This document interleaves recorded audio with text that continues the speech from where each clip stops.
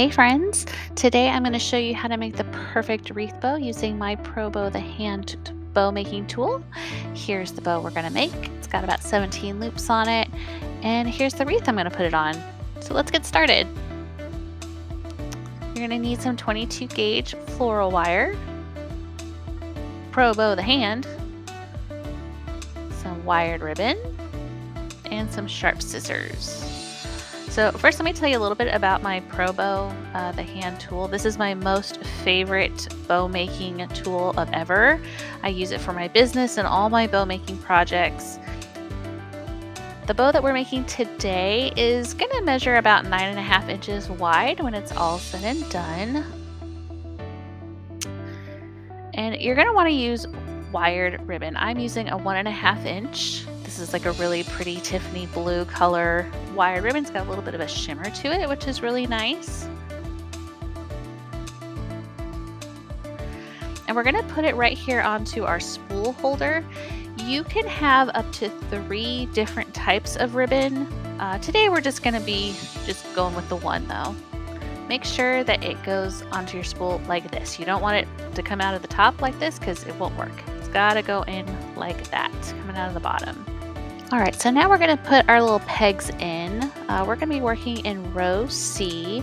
I'm going to have one in the center here, and then in slots 2 and 4 on both sides. I'll have this formula written out for you down in the description below.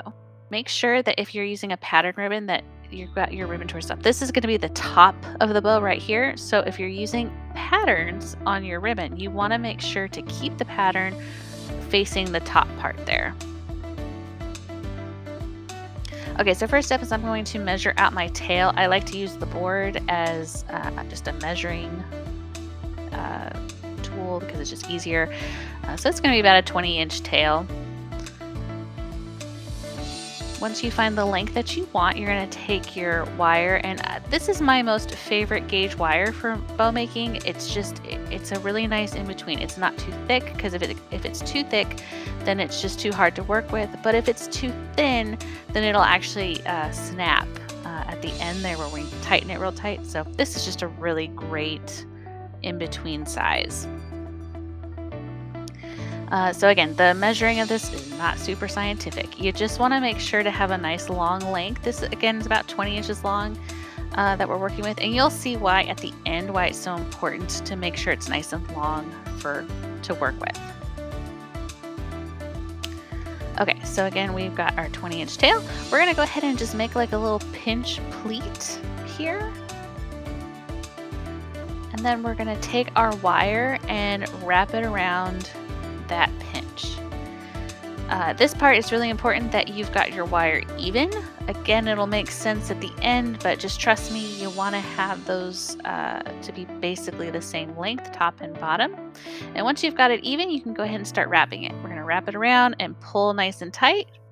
Wrap around again, nice and tight. And the bottom one, same thing. Make sure you've got it nice and tight because you don't want it to go anywhere once we start putting it together. Yep, that's good. So to start actually making our loops, we are going to bring the ribbon around and we're going to wrap it around that center peg. And then the wire that you just wrapped around the ribbon, you're going to hold that about center on the back side of the this like base peg here. Then you're going to take a floral wire and just wrap it around the peg. Nice and tight, wrap, wrap, wrap all the way around. Then you're going to take that other wire and just tuck it underneath just to get it out of the way. And that's it. It's going to hold itself. This is why I love this tool so much. And you're going to put your thumb on that base peg there just to kind of hold it all in place. Pull your ribbon back nice and tight. And then it's important that you have it angled so that the bottom edge of the ribbon is angled up against that base peg. And then you're going to just pinch and pleat again. Give it about a half twist. Not a full twist, just a half twist. And that's it. Okay, so I'm going to show you again. You pull back nice and tight off of that center dowel there. Make sure you're angled with the bottom leaning up against that post. Do a pinch pleat, half twist, And that's it. So for this design, I actually want to do 3 loops in the center here. So we're going to kind of repeat this process just over the center post. Okay, so here's another one. Round it, bring it back. Again, the bottom is angled in towards the post. Pinch, twist, and that's it. Don't do a full twist, just a half twist. And number 3, again, bottom, twist. There you go. And that's it. Now we can move on to the next row here. We're going to do 3 on each of these. Okay. Same process. Pinch, twist, and 1. Pinch, twist, and 2. 2, 3, and last time 3. All right, so pinch, twist. Now we're going to move on to the last row. So now we have 3 on each one of these. And on the last row here, we're going to do 4 loops on those. So here we go. 1 and 2 and 2. Oh, I'm sorry. This is 2. Just kidding. 2, 3, 3, 4. Last one, and 4. Perfect. Okay, so again, just pinch and half twist, and just kind of get that out of the way. Okay, so now we're going to tie it off.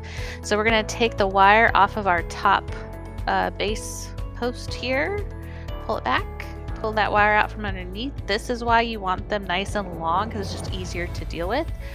You're going to pull real tight down on the top wire, down and hold, and then the bottom one up and hold nice and tight. Give it a good twist and give it another twist. In real life, I actually twist this probably 3-4 times.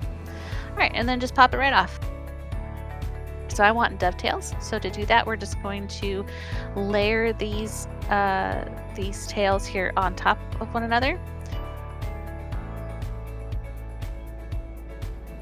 And then we're going to fold it in half. There we go. Cut, fold in half. Good. Take your scissors. You're going to cut. You want to cut away from the bow, not towards the bow. If you go this way, you're going to get a point. We don't want a point. We want a V. So go the other way.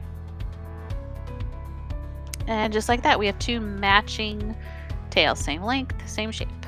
Now we can fluff. When I fluff bows, I always hold it by the center. I start from the back and then work my way forward. So first I'm just kind of pulling all these loops out, just kind of getting them into position. Once I have them in a good position I like, then I can start to open them up and kind of fluff them up. Turn it around, same thing. Pull apart. This takes a while, so we're going to speed it up a little bit. Pull and fluff, pull and fluff, pull and fluff.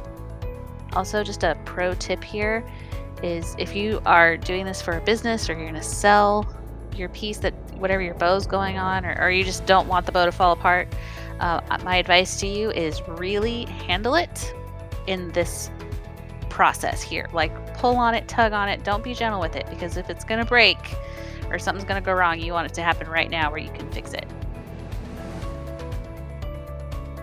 And basically you just maneuver these around. Again, with the wired ribbon, you have the luxury of being able to move stuff around and it'll hold. Non-wired ribbon is not going to stay in place and it's going to drive you bananas. So go with the wired ribbon.